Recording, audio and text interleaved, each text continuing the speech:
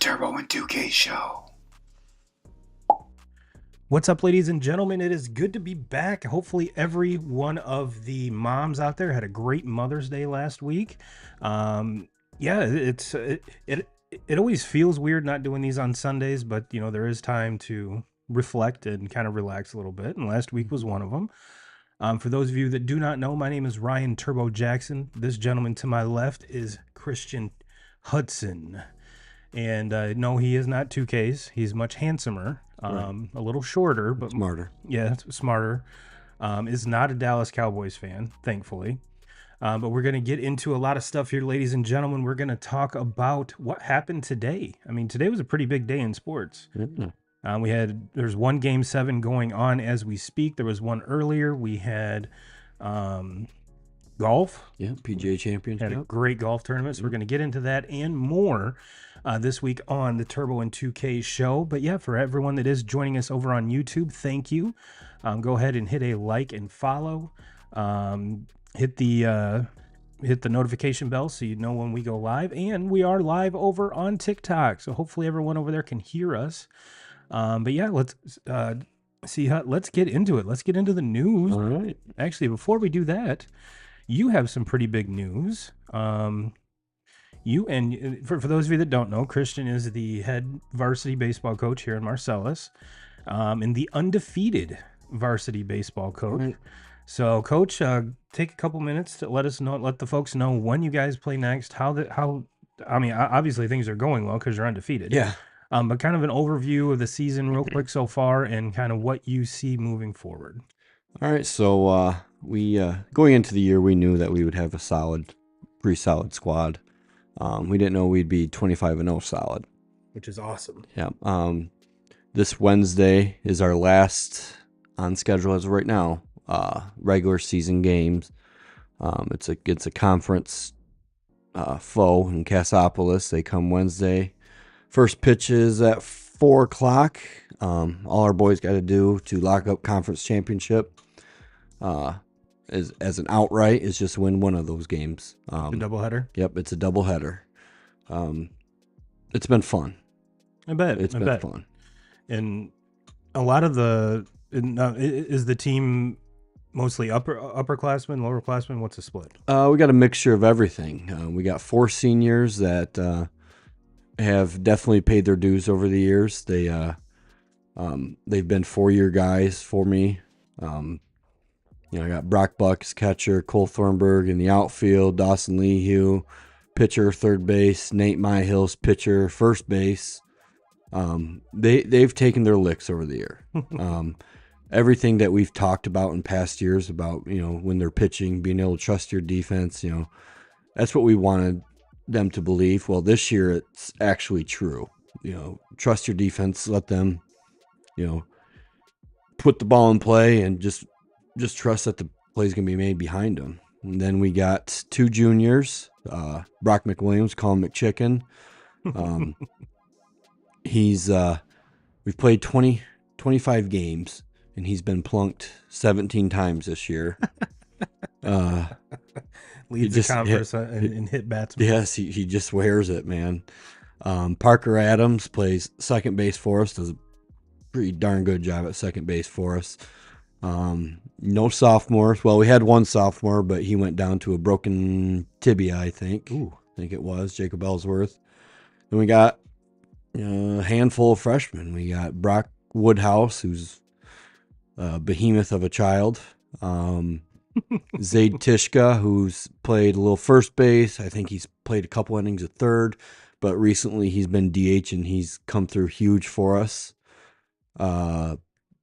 Blake McWilliams, we call him McChicken Jr. or Junior McChicken, however you want to look at.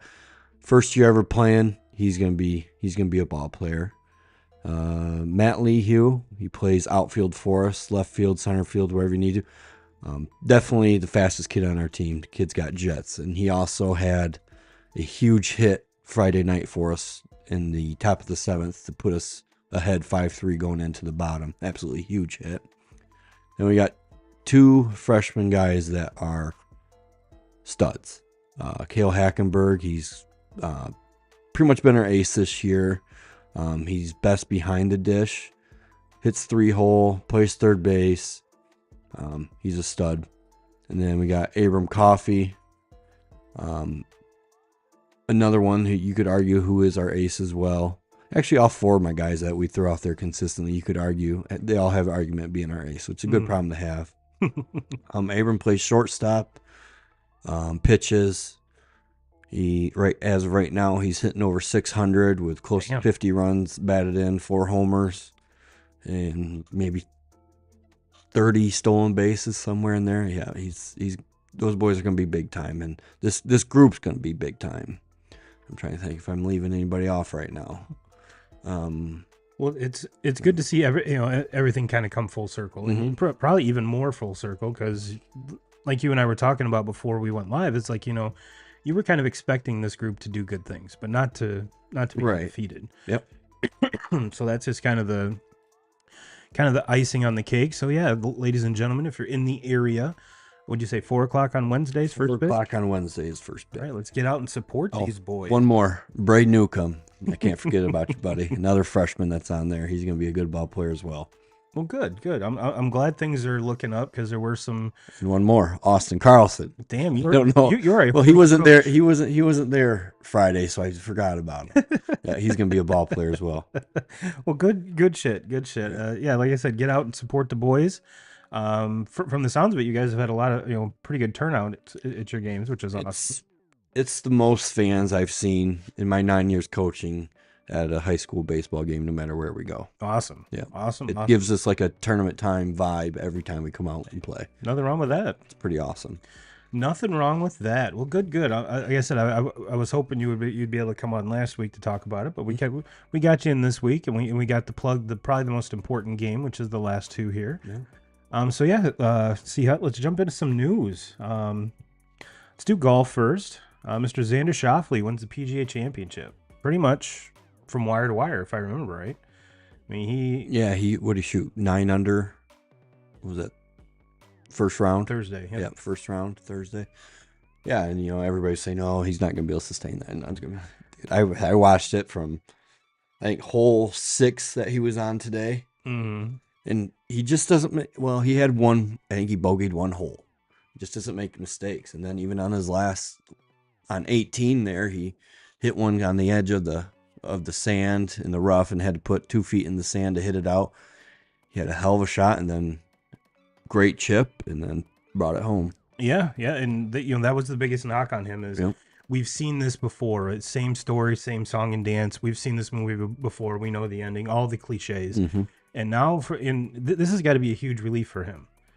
Coming through in a field that was very, very competitive. I mean, coming into today, there were, I believe they said 15 golfers within 5 strokes for the lead. Yeah, it was a good.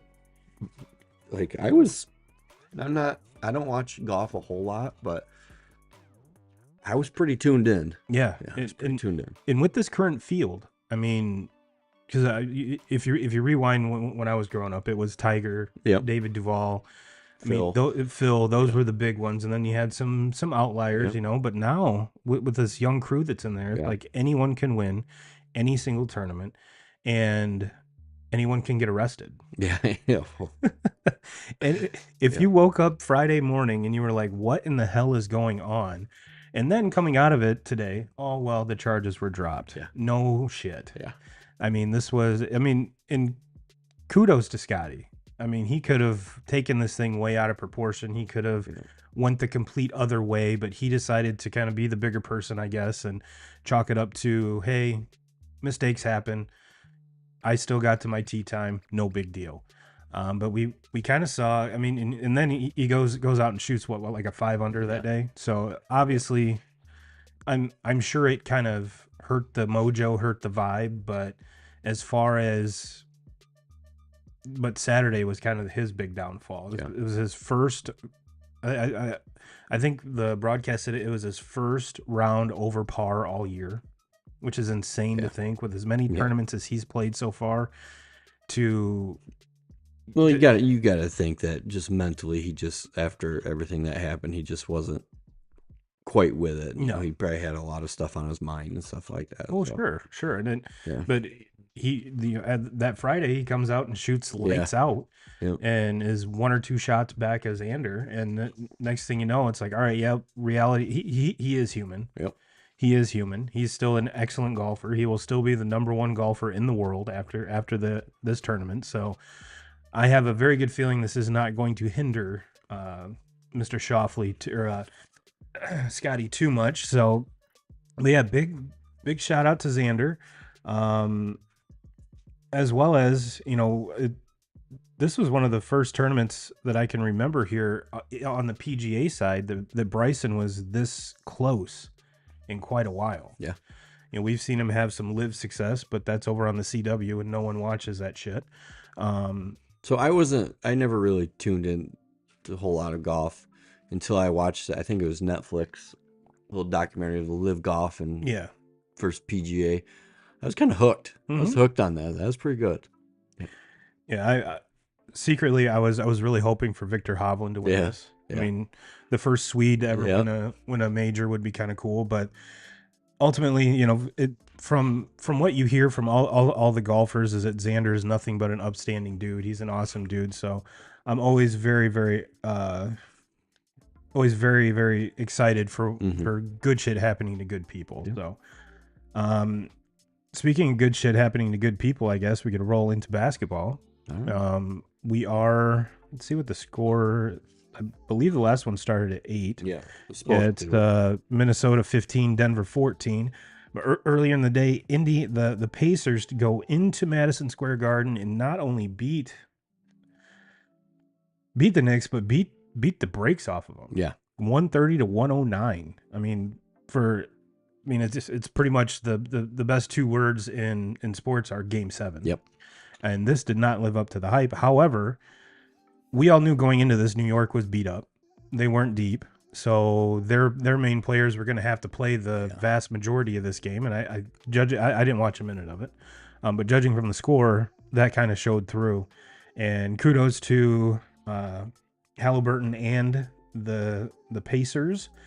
And it's probably been since Reggie Miller, since the Pacers have been this far? No, when they had Roy Hibbert, Danny Granger, Paul George, and that team. Yep. They were pretty solid. David West. I forgot about that. Yeah, they made a couple good runs. That was right kind of the turning of the tide with Bulls kind of fell off again. Yeah. Because D-Rose got hurt. Man, we can do a whole show about breaks my heart. If Derrick Rose would not have gotten hurt. Yeah. That is horrible. Where is there we go, points. Halliburton had 26. Dante DiVincenzo had 39, right, for the Knicks? I haven't gotten to that page yet. But yes, he had he led the way with 39. Yeah, there wasn't a whole lot of scoring outside of that. Burks had 26 coming off the bench. Mm-hmm. But it's not a secret that 2Ks and I aren't the biggest NBA guys. Right.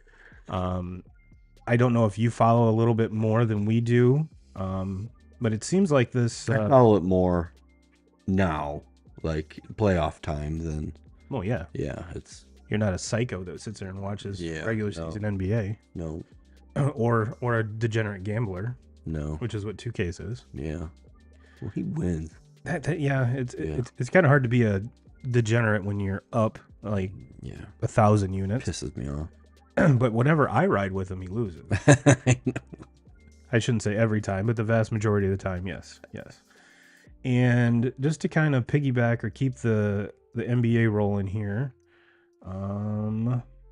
let's check in on yesterday. Yesterday, Mavericks win in a nail biter, 117 to 116 over the Thunder. Mm-hmm. I'm a huge. I love this a lot, even though this Thunder team is going to be back. Yeah. They have a very young core. SGA is just coming into his own, I think. Mm-hmm. I mean, he kind of took the league by storm this year, and I'm just happy we get to see more Luka. Yeah. I mean, that's 2K's man crush, but he's kind of brought me along onto that. And I didn't know how well him and Kyrie would play together, but they figured it out. They've played well together. And from what I've gathered, it really doesn't seem like they've both went off in the same game. Yeah. This whole postseason. They choose their spots. And let's grab a box score from this one here real quick. SGA had 36. Luka in game 7. No, this is game 6. Sorry. Goes for a triple double, 29 points, 10 rebounds, 10 assists. So, I mean, that's what Luka does. Yep. That's what Luka does. That's what makes him so special. He gives everybody with dad bods hope. Yeah. So respect. Yeah. Even keeping composure in a press conference when someone opens their phone and there's porn. To just be like, what was that? What was that? And not pay it any other attention. I would have been like, hold on, who was that? Who was that? Come on up here. Give me your phone. Your phone's gonna stay on the desk until this is done. Kind of teacher style. Yeah, I'm sure you've handled a few instances like that in your career, but anytime I can watch more Luka, I'm happy. I'm happy. And he put in 29. Kyrie had 22. Jones Jr. had 22. Yeah, Derrick Jones Jr. kind of have a year that revitalized his career a little bit. Dude's always been a freak athlete, but he's found his niche in Dallas. Oh, good. So see HUD, if I'm wrong, we've got the Mavs, Denver. Whoever wins tonight. Oh, whoever wins tonight. Yep. Whoever wins tonight. Okay. All right, which Denver was the betting favorite. I think there were 5-point favorites going into this. Yep. But yeah, that's that game's going to be good. It's currently 19-18 Minnesota. Speaking of coming out parties, I mean this is Ant-Man's coming out party. Yep. Not like, I mean, if you even casually follow basketball, you know this dude's a freak. Yep. But now, for the whole world to see, I mean, that's another roster makeup that I didn't know how well, because they have Edwards, Karl Anthony Towns, then they have Rudy Gobert in there too. So you got 2 7-footers, and in today's basketball, you don't have that a whole lot. right. But I think Cat plays a little more on the perimeter, and he can knock down some shots. But that's a solid little squad too. Yeah, and it seems like with especially with Cat, you know, it seems like he's been there forever. Yep. You got a very good mixture of a little bit of everything. Yeah, Young guys, old guys. and it's and I think for a lot of the kind of a lot of the, come on, damn it, the casual NBA fans, you know, we're kind of tired of seeing the LeBrons, the Stephs, all of that. When, I mean, now we're getting to see the new faces of the NBA, and I for one am all for it. Yep, all for it. Love it, love it, love it. And all right, that's not going to get me what I want, so we're going to scrap that. Is there any other news we need to talk about besides the Braves getting their dicks kicked in 6-0 against San Diego? We just saw a rare error by Ronald Acuna Jr. in right field. The ball hit his glove. Looks like he was messing with his alignment chart and just kind of lost all account of it.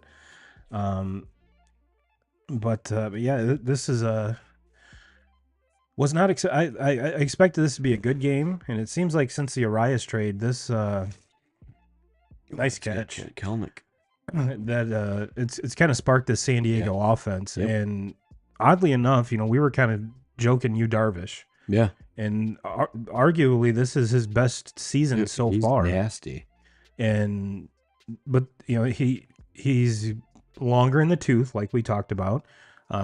You said he's got to be 36, 37. I was like, well, I honestly couldn't remember when he came over, but he's been over here at least a decade. And we're not seeing the velocity anymore, but he's kind of reinvented himself to where he pitches now. And dude has like 9 pitches. What was the other guy?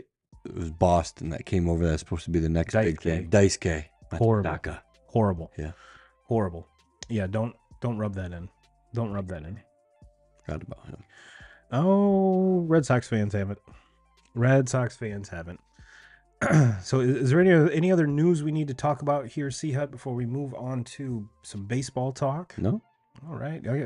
Very busy day in sports, like we talked about. Very busy day.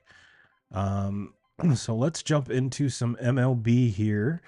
To kind of kick this off and kind of start the conversation here, C-Hut, I want to ask you some questions. And you haven't heard these questions yet. So I always like to do that with 2Ks, so he can't fabricate an answer. It's more off the cuff and off the dome, and it's more, you know, from the heart instead of from the head. But let's start here in Michigan. Let's start with Detroit. This was a tweet from the Tigers. List of starting pitchers since 1913 to have 14-game stretch with an ERA below 1.5, at least 100 strikeouts, and no more than 12 walks or 4 home runs. Jacob deGrom, Clayton Kershaw, Tariq Skubal. Yeah. Skubal during that span is 10-0, has an ERA of 1.48, 109 strikeouts, 12 walks, and has surrendered 4 home runs. Now, with the home runs, you know, there's some haters that would say, well, he pitches in Comerica. Yeah. It's harder than hell to, you know, the Castellanos excuse. Yeah. But I don't give a shit how many, if you're giving up, if you have an ERA of 1.48, you're missing a ton of bats, regardless of where you're playing. Now, does that help a lot? Sure. I'm sure it helps a little bit, but My question to you is, where do you slide him in right now for the AL Cy Young? I think he's got to be it. Who else right now has been that dominant? On the AL side, it's hard. Yeah. It's hard. I mean, Yeah. for on the NL side, you could go Yamamoto. Yep. Outside of his first start. Yep. Let me grab this. I did get some stats here. Those are batting stats. We don't need batting stats. Garrett Crochet could be in there, but he's got to have some wins in his record, though, too. Okay. Can't strike 27 guys out every night. Well, to kind of give you an idea, Skubal has 6 wins, which is second in the AL. His total ERA for the whole season so far is 1.8, which is second.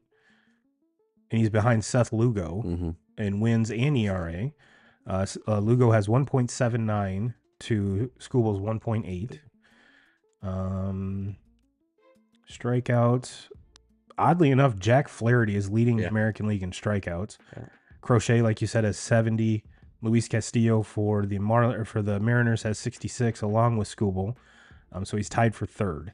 So to me, Jack Flaherty's having a year too, man. Which is good to see. I've always been a huge Jack Flaherty guy, huge. So it's if you're a Tigers fan, it's good that people come to Detroit to get their career kind of revitalized instead of leaving Detroit and their career gets revitalized. That Reese Olson, like he's been dealing lately too. He just every time he pitches, Tigers can't score more than 2 runs. Yeah, that's the entire pitching staff. The entire starters of the Red Sox. But yeah, let me grab the total here. All MLB. Ranger Suarez leads all pitchers with 8 wins. We talked about Seth Lugo with 7. Aaron Nola has 6. Tyler Glasnow has 6. I think you got to put Glasnow in that. That dude is nasty. He's always been. Yep. I mean, 2Ks and I have gargled his balls since he's been up with the Rays. I bet. So, and if 2Ks was here, he'd be like, yep, we've been huge Glasnow guys. Huh. One guy that I think kind of is Imanaga. That dude just doesn't give up runs. He has a .84 ERA.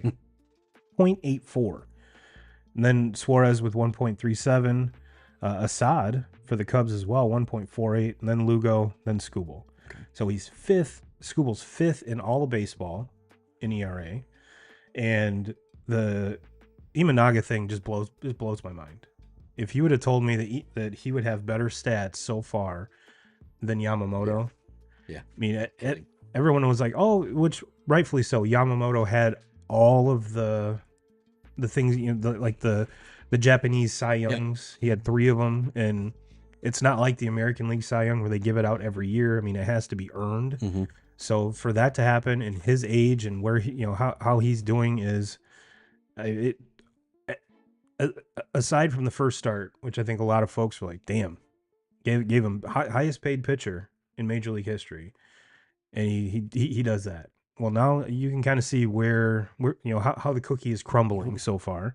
But with Imanaga, everyone's like, who cares? He's not Yamamoto. And I think Cubs fans are like, thank God we got this guy. Because, a 0.84 earned run average is just insane. And let's see here. There it is. All right, here's strikeouts. Glasnow leads all of baseball in 81. And then Flaherty was 72. Zach Wheeler, 71. Crochet was 70. Dylan Cease was 68. Dylan Cease is kind of which that's got to pain your heart a little bit. It does. But he's just continued to carve over in San Diego. He had a rough year last year, but I think it was just one of those where nothing went right on Southside last year. Nothing. No, that was a tough go. Yeah, that was a tough go. Expected big things last 2 years out and nothing. All right, the next hard-hitting question here, C-Hut. I think it's a 2-horse race for the NL MVP between 2 teammates in Ohtani and Mookie Betts. Yeah. But on the American League side, it gets a little bit more interesting.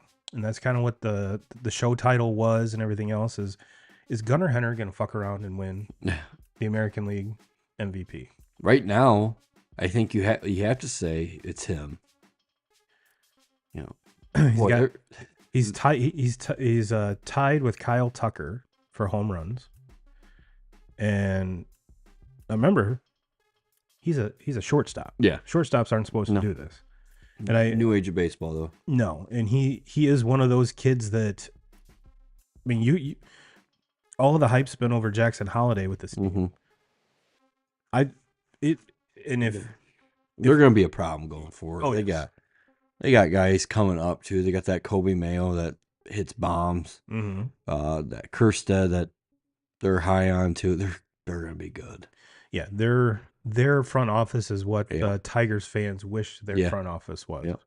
But yeah, I mean, right now, I can't really put my finger on another dude that I would tap and be like, yep, that's my guy. That's my guy. Let's switch this over to. The whole knock on him was he can't hit lefties. Well, I think he's shown that he can this year. Yeah. He's tough. Let's see where he's at in RBIs here. He's tied for 17th with 33. So he's 9 off Alec Baum. Yeah. And that's an all of baseball. That's not just. Let's switch it to just American League. Jose Ramirez leads the American League with 41. Salvi Perez at like 105 is 30. It has his second with. Dude's still getting it done, man. Yeah, and tied with Juan Soto of all people. And I think by the end of the season we're gonna have Gunnar's tied for 10th in RBIs. I think by the end of the season we're gonna get that push, that Juan Soto for MVP push, just because and this is contingent upon, which you can't count on Stanton being healthy up here. If Judge stays healthy, that's going to be a problem for the American League. I mean, this American League East is gonna. I mean, everyone says it's the best best division in baseball. Well, they have 2 of the best teams. He's torched the White Sox last few nights, and it's gonna come down to those 2 teams just beating the hell out of each other, and probably what it's going to come down to is whoever wins the division is going to beat the Red Sox more. And I just don't know. And it's kind of cool to see two different approaches with those teams. You got the Orioles with all this young, talent all over the field, and then you got the Yankees, which it's not the Yankees of old, where they go out and buy every single free agent. It's kind of a mix, whereas it's not as much homegrown talent as the Orioles, but the Orioles are kind of an enigma. I mean, there's not a whole lot of teams that have that success with the vast majority of homegrown talent. So kudos to that front office, kudos to their scouts, the whole 9 yards for finding these guys and developing them.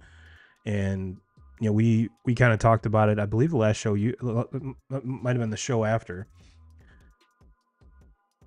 Holiday's going to be fine. Yeah. Holiday's for all these people are like, oh, it's overhyped. Yeah. He's such a fucking joke. And no, he's what, 19, 20 years old? Yeah, he can't even buy a beer after the game. He's married though. Yeah, he's married. But yeah, he's going to be fine. Could be what's doing him in. Yeah, it could be. Another guy you could kind of bring into the conversation is Kyle Tucker. He's been a guy that kind of got off to, I'm not going to say a rocky start to his career, but the more we get to see of Kyle Tucker, the more I really like him. Yeah. And great in the outfield, great hitter. Respect the fact that I don't know if he's still rocking no batting gloves, but he used to. And then he kind of went on a slide, threw the batting gloves on, and next thing you know, he's hitting 400. So I'm not sure if those have made a comeback yet, but it is not. In my opinion, right now, if I had to vote for MVP, it would be Gunnar Henderson. Yeah. Now, piggybacking off of that, if you were to start your major league franchise, are you taking Gunnar Henderson or Bobby Witt Jr.? I'm taking Gunnar because of the pop. Okay. Yeah. And I did that because they both play the same Financial position. standpoint, home run sells tickets. Yeah. There really isn't a wrong answer. No. But I'm a huge Witt fan. Oh yeah. I mean, he's a stud. It's hard not to. Yeah, I think he's better in the field. Yeah. By far. Maybe not by far, but yeah, Witt in the field, he's freaking tough. But Gunnar with his stick, he does everything. He runs very well. Yeah. He's got plus speed. He can pick it, and he can hit it. So I mean, it's just like that new era of baseball where you don't see you get drafted, the top guys stick around in the minors for 6-7 years like he used to. Mm-hmm. It's they go a year. If they're studs, they're studs. They're coming. To kind of Gunnar Henderson is 30th in baseball with 7 steals. 7. And Bobby Witt Jr. is fourth with 15. Yeah. All trailing Mr. Ellie De La Cruz. Yeah, right? Yeah, that's another guy. Well, that was going to be 21, 22 years old too. And that was going to be my next pick'em. Yeah. Are you going Ellie or O'Neill? O'Neill? Ooh. I'm going Ellie. Ellie seems to be a little bit more flashy, Yeah. a little bit more active on the bases, obviously. Both have pop. Man. Both, I mean, they're pretty much the same dude. They even look similar. Yeah. Just their hitting stance, their swag around them. I mean, they look like they could be twin brothers. Yeah, they're the same dudes. And I think the Tano just goes yard. I think the question moving forward is where will both of those guys finish their careers, because the organizations they're with aren't known for spending money. Yeah. See, I love, like, my NL team is the Cincinnati Reds. I love the Reds. It just, they have a good core right now with Spencer Steer, De La Cruz, Jonathan India, Matt McClain. They're going to be tough. And who's that? Their starting pitcher, their stud. Hunter Green. He's young too. Hunter Green, Nick Lodolo. Yep. And Hunter Green either strikes you out or gives up a bomb. Now, kind of going into continuing the trend here in Pittsburgh, we've seen Paul Skeens make two starts. Is he the next big thing? Well, hard to argue. The first, I honestly thought his first start went well. Yeah. If you look at leading up to this, the vast majority of his starts, I think, went 3 innings. Yeah. And then they started to stretch him out a little bit. And this dude is huge, for one. And he was on the Pat McAfee show. And Pat asked me, like, all right, well, you're blazing 102 miles an hour. He's like, what music do you listen to get hyped up? Where does this come from? And he goes, well, I listen to audiobooks. And it's like, hold on, you listen to audio? He's like, yeah, I have enough around me. I have to get calm to produce like that. And I'm like, all right, cool. I was going to say, does he listen to David Goggins audiobooks or something? I mean, that'll hype you up. Yeah. Especially if you like the F word. Yeah. No kidding. I listened to that audiobook and I was like, I'll run through a wall for that guy. Yeah, if you don't get up listening to him or even watching any YouTube interview he does, the dude is a psycho, but he's a good psycho. Mm-hmm. But yeah, his start was kind of reminiscent, or the lead up to it was reminiscent of Strasburg. Yeah. Now Strasburg, when he had 14 strikeouts in his first game, but we knew, unless Paul Skeens struck out 14 straight batters, he was not going to reach that. Yep. And for those that took the over on FanDuel for his first start, I think it was over 6 Ks. Yeah. And I'm like, okay, he might go 3 innings. Yeah. Might go 3 innings. And especially the first start, at the first hint of trouble, they're probably going to handle him with kid gloves, just like they have been.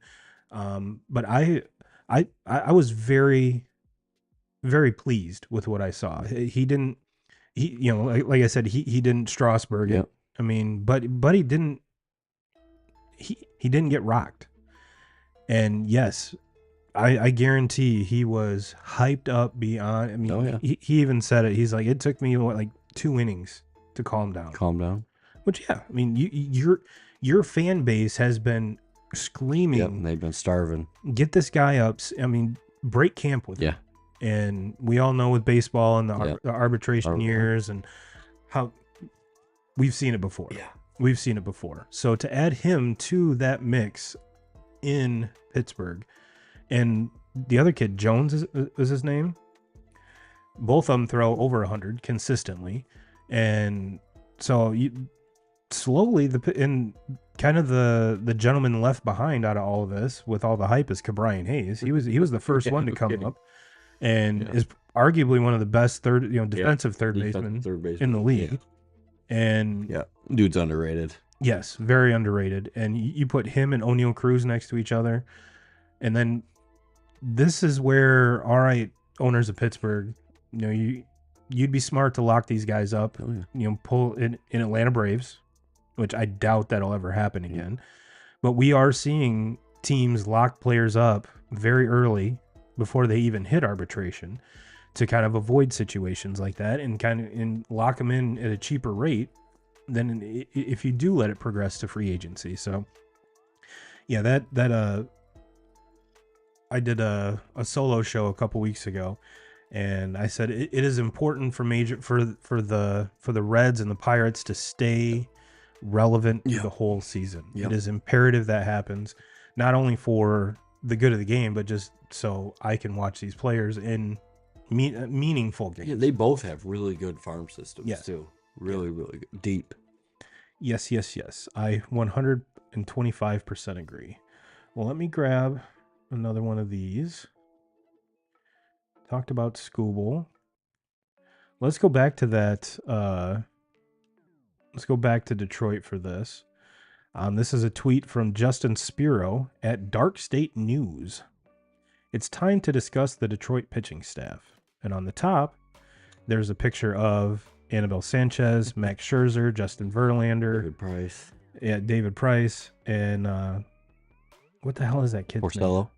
name? No, the lefty that's over here. Oh shit! He played for just about every single team in the major. Smiley. You're Smiley. And on the bottom is the current staff for the Tigers. And in 2013, pretty much the last stud pitchers, or the last stud staff that the Tigers had have a combined ERA of 3.61. This current staff in 2024 has a combined ERA of 3.22. And I think every single Tiger fan will agree that the pitching is not the problem. Yep. It's the offense. Yep. And one of the things I talked about too is Spencer Torkelson has got to get it figured out. Yeah. He's got to get it figured out. Can he do it? Yes, absolutely. He's got a very smooth, sweet swing. It's got to be mental. I mean, it really does. And I think if he would have went to a team that was better, he wouldn't sniff the majors yet. Yeah. So it's a lot of hands-on type stuff. So I do think he'll get it figured out. I just hope that the Tigers give him enough time. And we talked about, even when you were here last, the coaching staff is probably the best coaching staff to have this young core. And it's just harder for a Hinch without, not knowing what pitch is coming, though. So I get that. 420 to center, that's hard to hear somebody beating on a trash can. Yeah. Let's go to... I want this other one to come up. Okay, this kind of... I probably should have thrown this out here before we started the Gunnar Henderson talk. But this is from Nugget Chef, J. Hay Kid from the Starting Nine podcast. No, Baseball's Dead. Excuse me. Baseball's Dead. The top 4 AL MVP candidates right now are 22, 23, 25, and 27. And the NL MVP frontrunners are Shohei and Mookie. What a wonderful summer this could be. And this goes along perfectly with with the narrative I've been trying to that we've been trying to drive home is everyone's talking about baseball is getting younger and younger. Yep. But the best part is they're good. Yeah. They're good, and they're good right when they hit the ground running. So I think that's kind of why with the whole Jackson Holiday situation is we're all kind of numb to it. And when a player doesn't hit the ground running, we're like, oh God, this guy stinks. Mm-hmm. This guy's terrible. I mean, there's got to be something wrong. No, calm down. For those of you that have watched baseball for a while, Mike Trout did not hit the ground running. Yeah. He struggled. Yep. So it's okay. It's okay. And Jackson is in the perfect spot because the Orioles don't need him to win.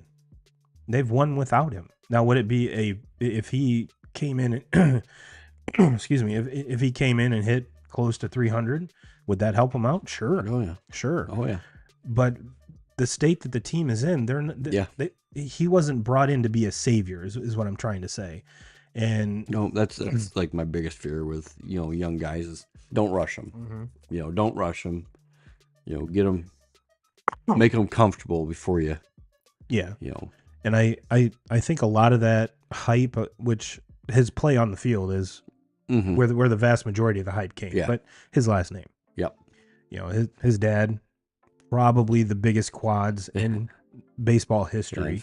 Besides Travis Hafner, man, he's the largest human being I've ever seen. Yes. Like on a baseball field. Or probably aside Frank from Thomas. Frank Thomas was behemoth too. But yeah, his trunk was probably the largest trunk on a normal on a human being I've seen. So, but yeah, and then there was the whole narrative. Well, how is this going to work? Is his dad going to be his hitting coach? Is he going to listen to the hitting coach of the Orioles? And his dad was like, "I'm the coach's coach. Yeah, I'm a dad. Yeah, if he comes and asks for pointers, sure, absolutely, I'll be like any other normal dad." I think Matt. Pretty sure he's on the coaching staff down at OK State. Oh yeah, yeah. And they got a kid from on the other side of the state, Nolan Schubart. He had like 27 bombs last year as a freshman at OK State. That's a lot of home runs. Yeah, that's a lot of home runs. All right, we did not put together a top 5 this week, guys and gals. I do apologize. I would say let's do some pick'ems here with Denver's opened it up.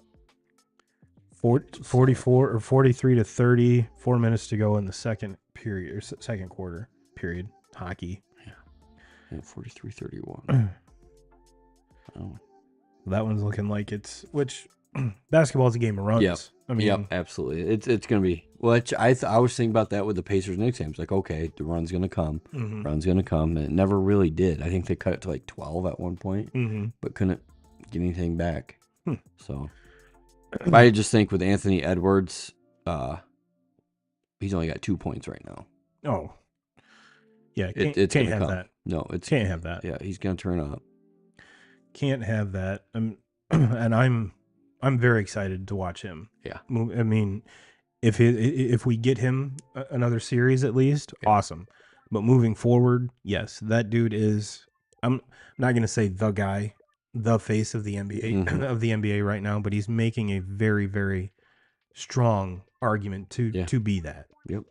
And I think he's got to win something. Yeah, of course. Get to the finals maybe, but.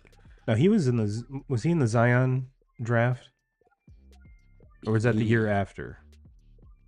No, he wasn't in the Zion because he was in the draft with like James Wiseman and Yep. That was the year after. Yeah, Warriors took James Wiseman over him. Yeah, could you imagine? No. No. Nope, we'd still be talking about Steph and not Steph. Rightfully, yeah, I love Steph. I absolutely love Steph's game. Yeah, I love him because he took out LeBron so many times. I can't stand Draymond.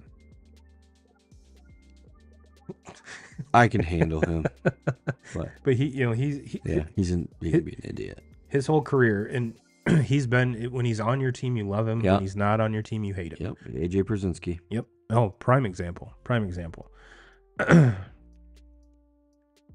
Let's do this. look at the playoff brackets. So let's do a little pick'em with the Celtics Pacers, since that series is set. And we'll wrap the show up with that and show us your, I kind of put this off because, like I said, I'm not a huge basketball guy. But leading up to this, C-Hut, everyone's been saying that, oh, the Celtics have the easiest route to the finals and this and that and blah, blah, blah. And they win both series 4-1. And I think the Pacers too, I think are very fortunate to be here because wasn't Giannis hurt during that whole Bucks series? He was out a couple games. Yeah. Not the whole. And that Bucks team really didn't gel, I think, the way that most folks thought they would after that trade. And then, like, JJ Redick was right. Doc Rivers has not. He's had some good teams. I mean, Celtics. Mm-hmm. He had 4 Hall of Famers. Yeah. 4 Hall of Famers on that team. But he's had lots and lots of talent elsewhere too, with the Clippers. Who else was he with? 76ers. Mm-hmm. Yeah. I don't know. But there's a lot. I just don't know if he's the right man for the job. Every time I hear his name, I think of, I believe it was on Jimmy Fallon, they used to read mean tweets. And Doc Rivers was one of the guys reading mean tweets and says, Doc Rivers' voice is so ashy it needs lotion. Every time. I mean, I like Doc. I think, like, just hearing him talk about stuff, I think he is a good person, but I just don't know if he's the right man for that particular job. Yeah. Get him with the Lakers. See if he can. See if LeBron can end his career too. Yeah. But like I said, I'm huge Halliburton guy. Celtics. I mean, they've pretty much been the best team in the league all year. If not in the league, at least definitely in the East. Do you see them? Do you see a sweep? No, I got this going 6. Yeah. I think Pacers will win a couple games. Mm-hmm. I do too. Yeah, I do too. And that with the Celtics is they're like Jason Tatum's good, but he's also kind of streaky. He's been kind of streaky. Jaylen Brown, like one night he'll dump 30, the next he'll have 9. You know, you just never. I don't know. They're weird. It's weird how they get it done. And that's kind of the knock on. I can't really say knock, but on paper, this Celtics team should be leaps and bounds. And yes, they like I said, they have won the series 4-1, won the Cavs series 4-1, and I think that's the Celtics have to take this next step to get into the finals for Jason Tatum to kind of solidify himself as an NBA superstar. Yeah. He's a very, very good player, but you're right. He's streakier than hell. And I think that would go a long way to make, advance him into that next level. He might be my favorite player in the NBA right now. I mean, but he is a star, but as far as superstar, I think he's just tier below. Yeah, tier below. In my opinion, he has to win consistently to reach that kind of upper echelon. But he's on the door. Yep. He's knocking at the door. Like I said, I have the Celtics winning in 6. Now let's do the pick 'em Mavs Timberwolves. If the Timberwolves do win this game in advance, who do you have in that one? Mavs Timberwolves. Ooh. I think Mavs Timberwolves goes. I think regardless of the opponent, I think this series goes 7. Okay, Mavs Timberwolves. If that were to happen, I think I take Mavericks. Now, if Mavs Nuggets happen, I'm going Nuggets. I'm going Nuggets. Yeah. Yeah, it's not a knock on Luka. It's not a knock on that Mavs team. One of these teams has Jokic, and one of Yes. them doesn't. That's what Well, it comes down to. It's what, like Jokic could give two shits if he's there or not. He'd rather be at the horse track right now. Yeah. I love it. And Pat McAfee brings up the photo of him in the little cart behind the horse. How that large of a man can fit, and that poor horse is probably got to be like, damn, dude, can we get a little smaller person in this cart for the love of God? Yeah, I think regardless of the opponent, I think it goes 7, and I'm with you. If it's the Timberwolves that do advance, I got the Mavs over the Timberwolves. If it's the Nuggets in 7. So I think we both agree on that one. All right. Was there anything else we need to touch on here, C-Hut? No. Well, thanks for sitting in for 2Ks. I appreciate it. You know, you're always welcome on the show. Hopefully, like I said, once school gets out, we can get you on here a little bit more frequently. Yeah, for sure. And get a whole trio. Yeah. You know, it is getting summer, so 2Ks is going to take like 5 vacations. Yeah. So just get ready for that. But yeah, it's been fun. Best of luck to you and your crew on Wednesday. Wednesday at 4 p.m. here in town. Come on out. Yes. Come support the boys. Give Christian the finger if you want to. Yep. But yeah, it's going to be a good time. And I'm very excited for this week of sports. I know we don't have golf yet. But there's still always plenty to talk about. So everyone have a great week. We will see you next week. And as always, Jim Rome, we're coming for you.